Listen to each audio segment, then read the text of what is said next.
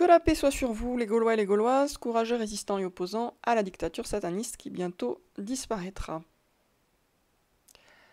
La dernière version du double discours est désormais disponible sur Amazon avec une postface supplémentaire. Cette postface, je vais vous la lire. Le double discours a été publié pour la première fois le 13 octobre 2017. 7 jours après, le 20 octobre, Enda Yari portait plainte pour viol, violence et agression sexuelle contre Tariq Ramadan. Je ne pense pas que ce soit une simple coïncidence. Enda Yari, avec qui je n'étais pas en contact mais qui suivait mes publications sur Facebook, a dû se sentir encouragé par la sortie du double discours que j'avais annoncé. Cette première plainte a ouvert la brèche par laquelle se sont engouffrées d'autres plaignantes. À l'heure où j'écris ces lignes, 2 dossiers pénaux en France et en Suisse visent Tariq Ramadan. 6 femmes témoignent contre lui et ou portent plainte pour viol. Dans un rapport au Grand Conseil de Genève, 6 anciennes élèves de M. Ramadan, dont certaines mineures au moment des faits, évoquent des abus sexuels entre 1984 et 2004 au collège de Saussure et des Coudriers à Genève.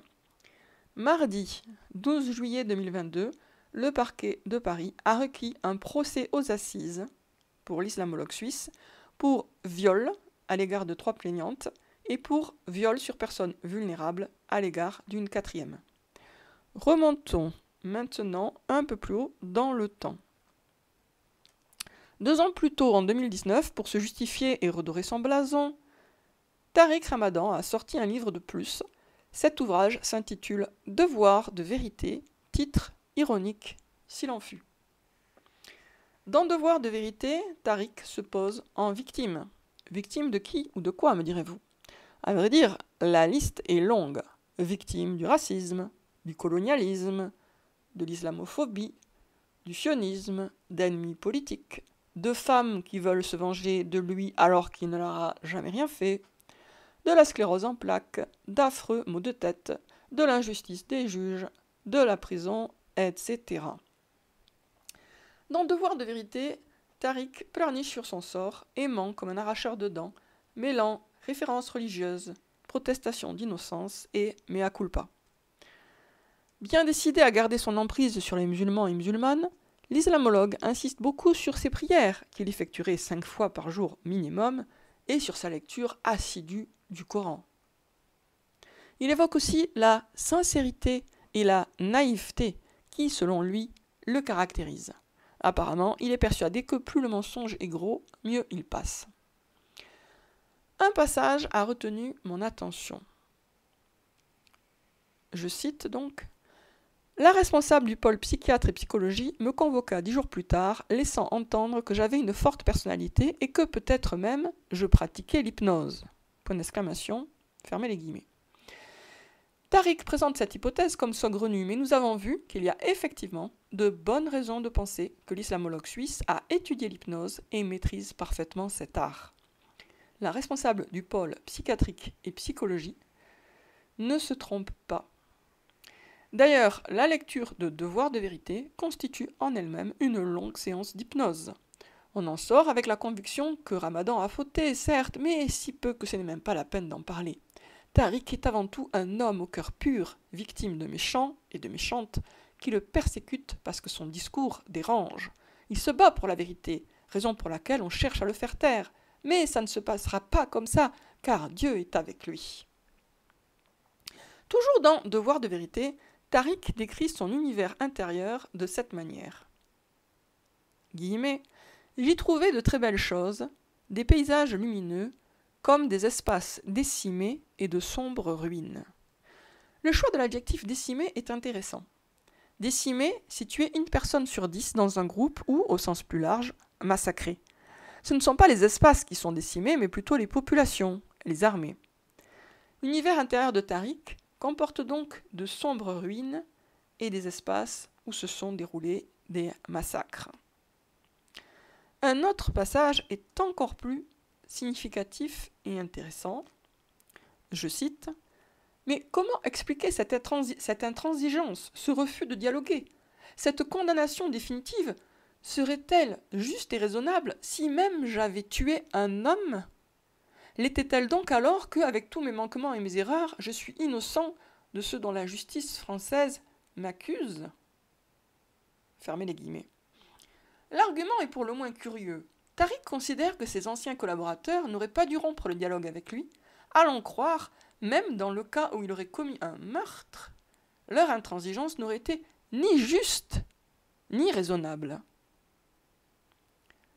Mais pourquoi émet-il cette hypothèse exactement? Tariq n'a jamais été accusé de meurtre devant un tribunal. Pourquoi envisage-t-il le cas où il en aurait réellement commis un? Si même j'avais tué un homme.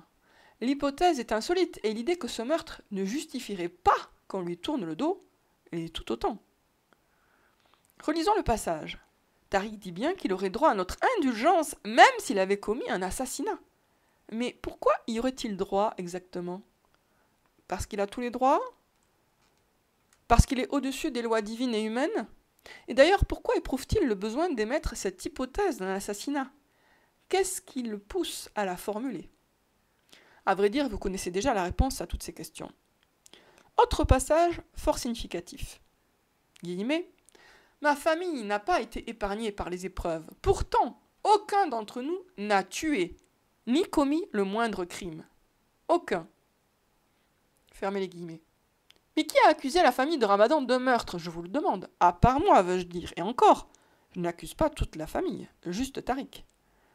Souvenez-vous du proverbe anglais « The lady doth protest too much, methinks ». Et d'après un autre proverbe, italien celui-là, qui s'excuse sans être requis, s'accuse réellement. Dans Devoir de vérité, Tariq Ramadan cite 7 fois mon nom.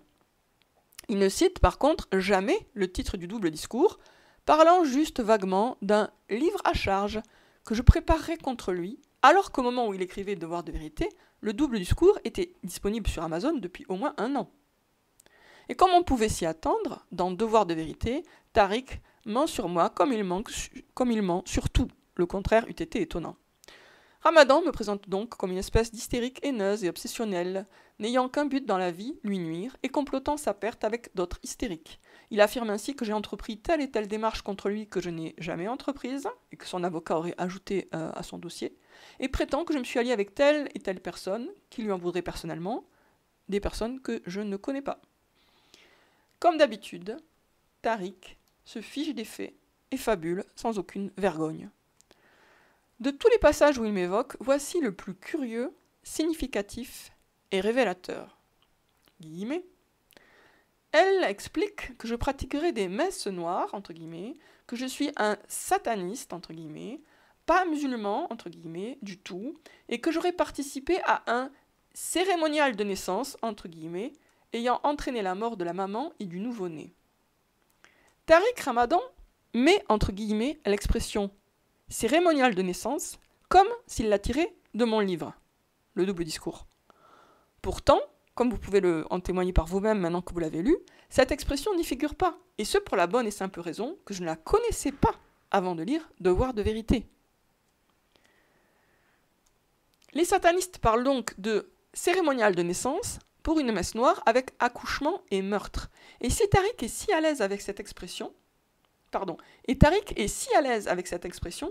il l'emploie si naturellement qu'il me l'attribue sans se douter que cette pseudo-citation l'incrimine.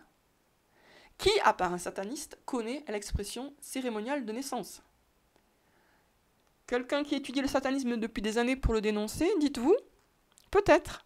Mais en l'occurrence, Tariq Ramadan ne dénonce absolument pas le satanisme. Alors comment se fait-il qu'il connaisse l'expression cérémonial de naissance? D'où lui vient cette connaissance pointue du vocabulaire sataniste? Une connaissance qu'il m'attribue alors que je ne l'ai pas. Pourtant, le satanisme est un sujet qui m'intéresse depuis plus de 20 ans. J'ai lu de nombreux livres sur le sujet. Apparemment, Tariq Ramadan ne s'intéresse pas au satanisme. Et pourtant, il le connaît mieux que moi qui m'y intéresse. Curieux, n'est-ce pas? Mais revenons sur la manière dont Tariq Ramadan a formulé sa phrase. J'aurais participé à un cérémonial de naissance ayant entraîné la mort de la maman et du nouveau-né. Il aurait pu écrire « J'aurais sauvagement tué une femme et son nouveau-né au cours d'un cérémonial, pour souligner le caractère outrancier et donc grotesque de mon accusation. Mais il a préféré une formulation où ces deux meurtres semblent en quelque sorte accidentels. Personne n'en est réellement responsable, Tariq se serait contenté de participer à un cérémonial qui aurait entraîné la mort de la mère et de l'enfant. Oups. Mais pourquoi Tariq minimise-t-il sa responsabilité personnelle si vraiment ces crimes sont imaginaires?